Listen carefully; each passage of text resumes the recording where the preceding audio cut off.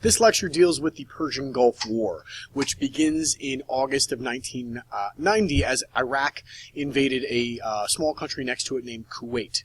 And they seized this because Kuwaitis have a large amount of oil, and the Iraqis are trying to get a larger percentage of the world's oil under their control. So the United Nations and the United States step in and say, Iraq, you need to immediately withdraw. You can't just, go into a country and take their oil. And we deploy troops to Saudi Arabia, which is just below Iraq, and we start to begin a worldwide coalition under UN authority. So there's some synthesis between this and the Korean War in the 1950s. So this launches Operation Desert Storm. As I said, if Iraq controlled Kuwait, then they would have controlled about half the world's oil supply, giving them a massive amount of power. And President Bush launches Operation Desert Storm in January of 1991. And the United States and its allies stage a massive air assault against the Iraqi military in Kuwait and then in Iraq itself. So the strategy in the Persian Gulf War was to attack Iraq, the Iraqi infrastructure, to stop her ability to make war, and hurting both civilian and military morale, hoping that maybe the civilians would take out Saddam Hussein, who we know is a pretty bad guy from his gas attacks on his own people, and he has this feared Scud missile that both the Israelis and the Saudi Arabians have pointed at them, but we have what they call the Patriot missile defense system, which was able to stop this. So you can see Baghdad is bombed, the capital city of Iraq, for a great deal of this war, even though it's not too long of a war.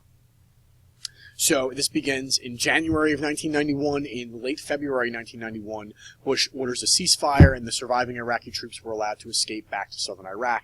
And by March of 1991, Iraq had accepted the terms of the ceasefire, and the fighting ended. So this is a massive victory for Bush because it's about a month of fighting. And there's really no point in that month where the Iraqi army is able to compete with the United States Army, and we show that, hey, in the Middle East we can be successful. It's the first kind of post-Cold War as the Cold War ends in 1991, and we can still be the massive force that we were during the Cold War, even though we don't have one major enemy like the Soviet Union. So it is very significant, and you'll see a bump in George Bush's approval ratings because of the success of this war. So Americans see it as successful because it's quick and we win, but there is a crushing defeat of the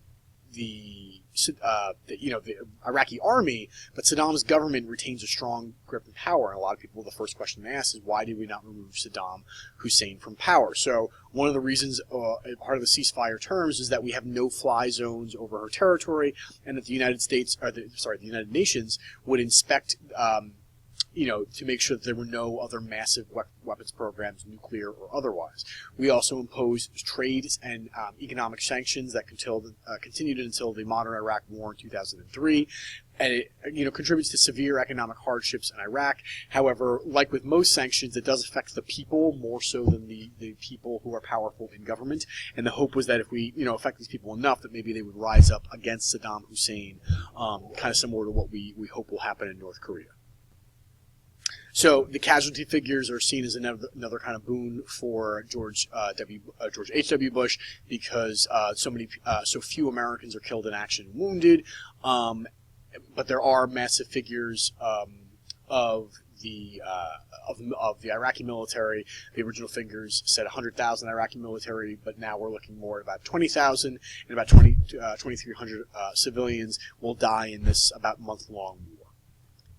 So the looming question about this war was, did we quit too soon? We will allow Saddam Hussein, who we know is a bad guy, to remain in power, and politically the coalition was beginning to differ on whether the total defeat of Iraq was a wise move. So Americans don't push for it, which is really why it doesn't happen, but most of our coalition members who are allies kind of question that, or some of them do. And Iraq had been the only power to stand in the way of the Iranian war machine that was going to make conquest of all of Arabia. So if we took out Saddam, we don't want to completely humiliate them and remove this buffer between Iran and Arabia, because as soon as we take out the Iraqi military and the Iraqi leadership under Saddam, Iran would be more powerful. Saddam was bad, but He is perceived as a hero in the Middle East, for example, by the Palestinians and the Jordanians. So we already have issues with the Palestinians with Israel, especially in the 1990s. So we don't want to exacerbate those issues. So Saddam's complete destruction would really cause more issues to the United States if we removed him from power, and therefore George H.W. Bush chooses not to do that. So as we talked about on the domestic front, at home, when the war begins, Bush's popularity was 89%, but then there's a recession that begins in 1990 and begins to drag the numbers down. So Bush is forced to raise taxes in spite of his campaign pledge with "Read My Lips, No New Taxes," and his approval rating dips to 40% by 1992, which is the election year. And his opponent in the 1992 election was Governor William Jefferson Clinton, otherwise known as Bill Clinton, and he will be our next president starting in 1993.